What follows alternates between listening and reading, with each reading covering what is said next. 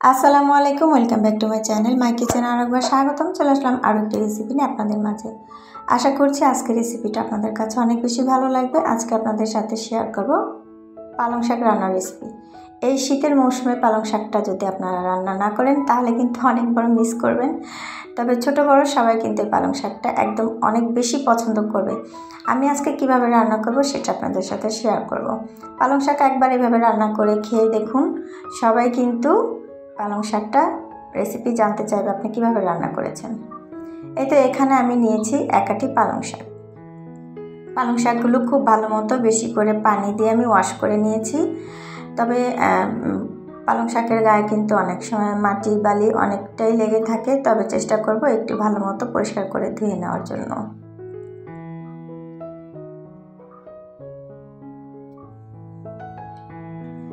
এবার আমি পালং শাকগুলো কেটে নিচ্ছি।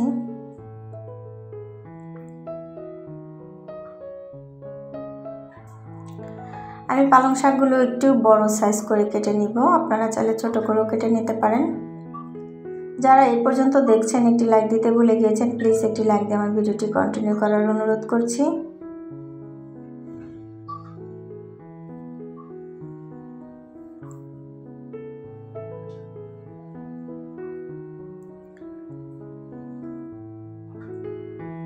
এই তো আমি সবগুলো পালং শাক কিন্তু কেটে নিয়ে এসেছি। আর ডাঁটাগুলো দেখেন আমি একটু বড় বড় করে কেটেছি, পাতাগুলো কিন্তু একটু বড় বড় করে কেটে নিয়েছি। এবারে পালং শাকের জন্য আমি নিয়েছি এখানে দুটা বেগুন, তবে বেগুনগুলো আমি এইভাবে কেটে নিয়েছি। আর নিয়েছি সিম, একটা সিমকে আমি 3 টুকরো করে নিয়েছি, আপনারা চাইলে 2 টুকরো করে নিতে পারেন। এখানে নিয়েছি আলু, নিয়েছি ফুলকপি, নিয়েছি এখানে কালো জিরা, নিয়েছি কাঁচামরিচ। কাঁচামরিচগুলো মাঝখান থেকে আমি একটু ফেলে দিয়েছি। আর নিয়েছি এখানে ডালের বড়ি, আর নিচে এখানে রসুন কুচি, পেঁয়াজ কুচি।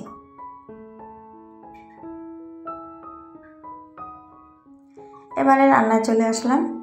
এই রান্নাতে একটু তেলটা একটু বেশি দিতে হবে, তবে আমি এখানে রিফাইন তেল ব্যবহার করছি, আপনারা চাইলে সরিষার তেল দিয়েও রান্নাটা করতে পারেন।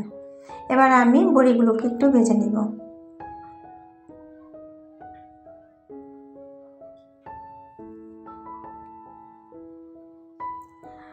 বড়ির সুন্দর একটা কালার চলে এসেছে, এই পর্যায়ে কিন্তু আমি তুলে নিব। এবার ফোড়নের জন্য দিব আমি 4টা শুকনো মরিচ,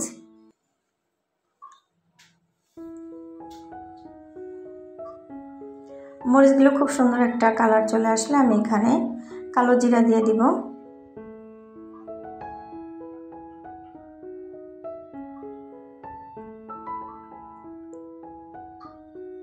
এবার দিয়ে দিব রসুন কুচি, তবে চেষ্টা করবেন একটু রসুনের পরিমাণটা বাড়িয়ে দেওয়ার জন্য। এবার রসুনটা একটু ব্রাউন কালার চলে আসলে আমি দিয়ে দিব এখানে পেঁয়াজ কুচি। এখানে বড় সাইজের 2টা পেঁয়াজ ছিল, কুচি করে নিয়েছি। এবার আমি হালকা একটু ভেজে নিব। এবার আমি কেটে রাখা যে সবজিগুলো আছে এগুলো একসাথে দিয়ে দিব। যারা ফেসবুক থেকে দেখছেন আমার চ্যানেলটি চাইলে ফলো দিয়ে রাখতে পারেন।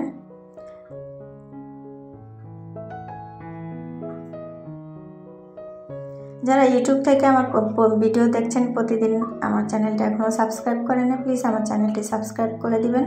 পাশে থাকা বেল আইকনটি প্রেস করে রাখবেন, যখন আমি নতুন নতুন ভিডিও ছাড়ব সবার আগে নোটিফিকেশন আপনার কাছে চলে যাবে। এখানে আমি 1 টেবিল চামচ হলুদের গুঁড়ি দিয়ে দিলাম, স্বাদ মতো লবণ। এবার আমি সব উপকরণগুলো সুন্দর মতো একটু নাড়াচাড়া করে ঢেকে রান্না করে নিব 10 মিনিটের জন্য।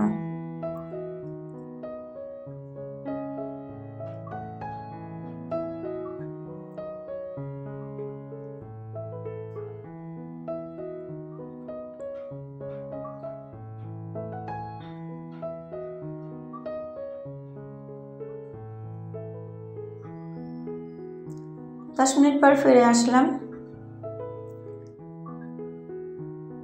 দেখেন খুব সুন্দর মতো কিন্তু কালারটা চলে আসছে। তো দেখেন আমার আলুটা কিন্তু সেদ্ধ হয়ে গেছে।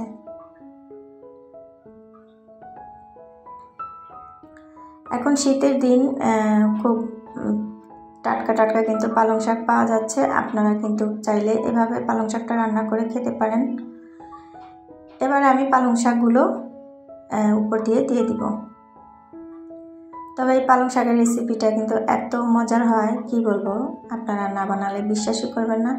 এবার আমি নাড়া দেব না, ঢেকে দিয়ে রান্না করে নিব 5 মিনিটের জন্য। দেখেন 5 মিনিট পর কিন্তু আমার শাকটা একদম কমে এসেছে। এই পর্যায়ে আমি একটু নাড়াচাড়া করে নিচ্ছি।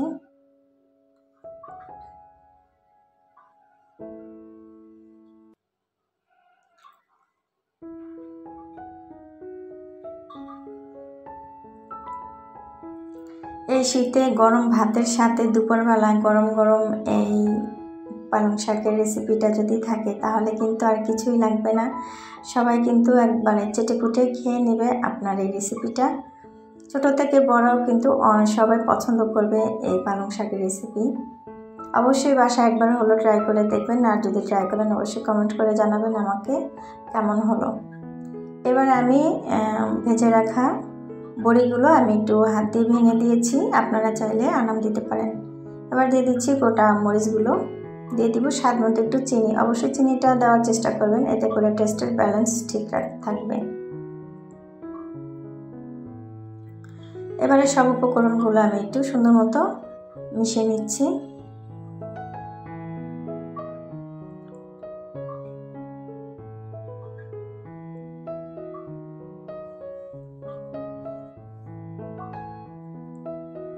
এবার ঢাকা দিয়ে আমি 5 মিনিটের জন্য আবার রান্না করে নিচ্ছি। 5 মিনিট পর আবার ফিরে আসলাম। দেখেন খুব সুন্দর মতো আমার কিন্তু রান্নাটা হয়ে গেছে। একদম মাখো মাখো রাখবেন, এতে করে কিন্তু এটা রুটি, পরোটা, গরম ভাতের সাথে খেতে কিন্তু অসাধারণ লাগে।